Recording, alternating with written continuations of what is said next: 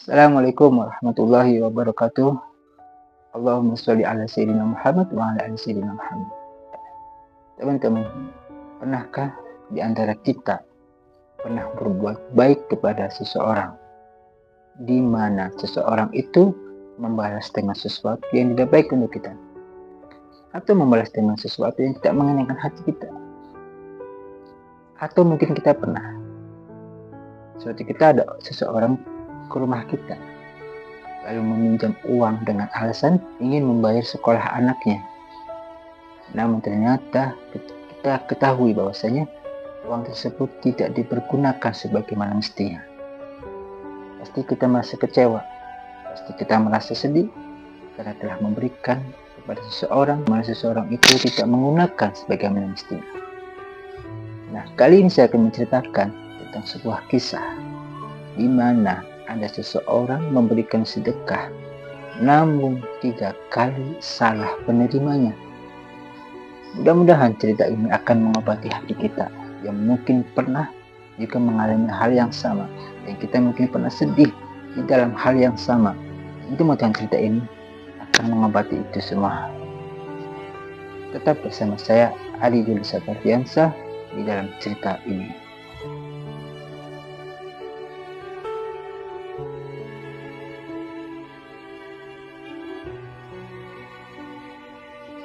Kisah ini pernah diceritakan oleh Rasulullah SAW, di mana ada seseorang yang mempunyai niat yang sangat mulia, yaitu niat bersedekah, yang pada akhirnya orang tersebut bermunajat kepada Allah untuk dipertemukan dengan seseorang yang benar-benar membutuhkan apa yang dia akan sedekahkan.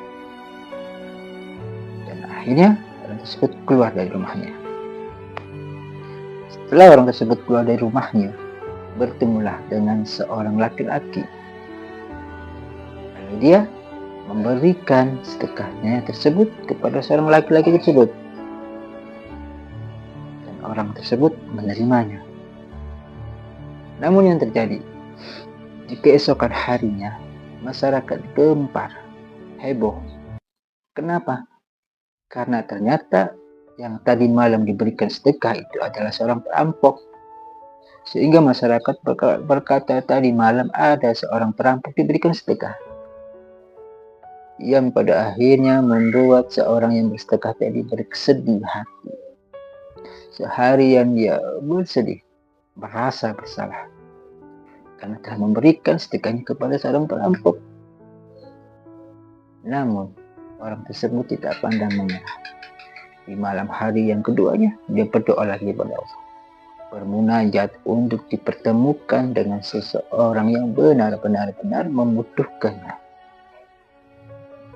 Dan pada akhirnya dia bertemulah dengan seorang perempuan,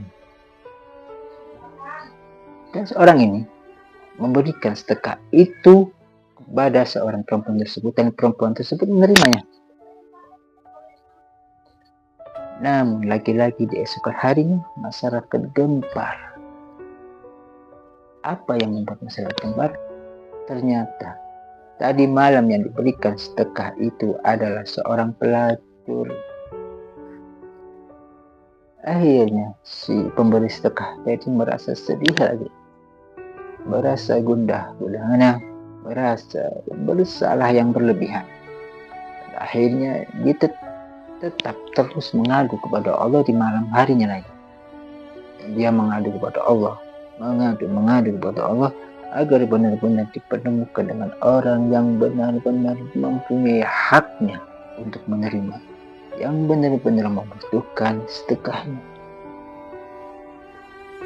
Dan orang tersebut pantang menyerah. Beliau keluar lagi dari rumahnya dan mencari lagi. Bertemulah dengan seorang laki-laki. Ketika beliau bertemu dengan seseorang itu, diberikanlah sedekah itu kepada seorang laki-laki tersebut. Namun yang terjadi, laki-laki tersebut justru kaget, merasa heran, ini ada apa? Namun walaupun demikian, laki-laki tersebut tetap menerimanya. Namun uniknya, di keesokan harinya ternyata masyarakat gempar lagi. Kenapa? Karena ternyata yang diberikan sedekahnya itu adalah orang yang kaya.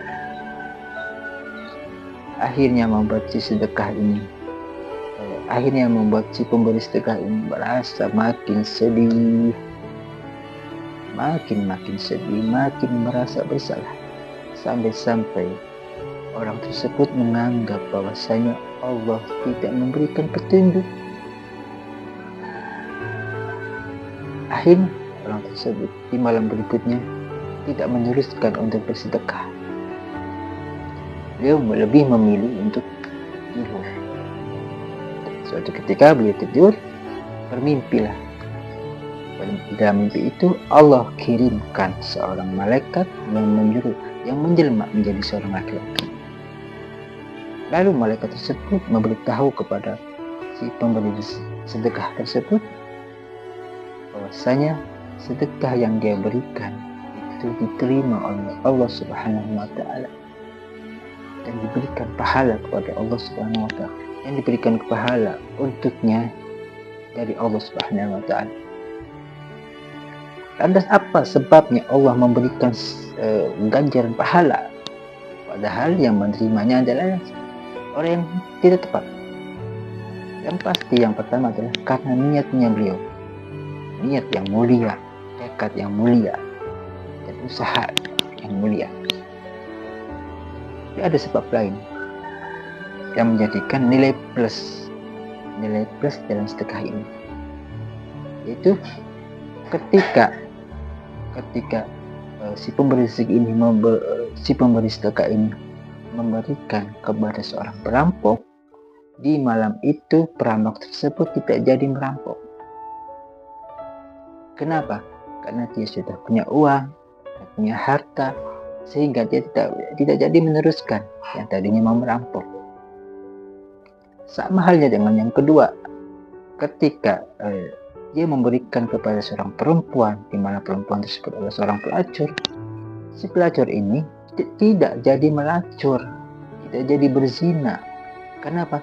Dia sudah punya uang, sudah punya harta, sehingga dia tidak jadi meneruskan pekerjaannya itu sebagai pelacur. Lalu bagaimana dengan yang ketiga? Kan yang ketiga ini orang kaya. Lalu bagaimana? Kok bisa itu menjadi nilai plus dari sedekah itu? Ternyata kenapa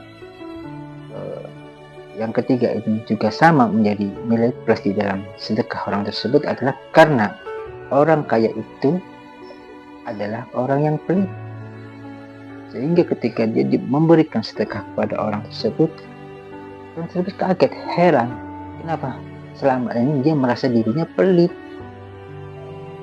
Dia merasa dirinya pelit, tapi disadarkan oleh sedekah orang tadi. Pada akhirnya orang tersebut tidak lagi menjadi orang yang pelit.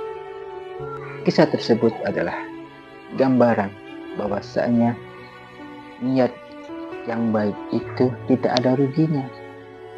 Tetap Allah berikan pahala untuk kita. Sebagaimana Nabi kita Muhammad SAW pernah bersabda, inna ma'amalu biniat. Segala sesuatu itu sesuai dengan kadar niatnya. Kalau kita niatnya baik, walaupun orang tersebut bukan orang yang tepat, tetap kita mendapatkan pahala. Walaupun kita salah ataupun diperlakukan dengan tidak baik dengan orang, tetap kita mendapatkan pahala.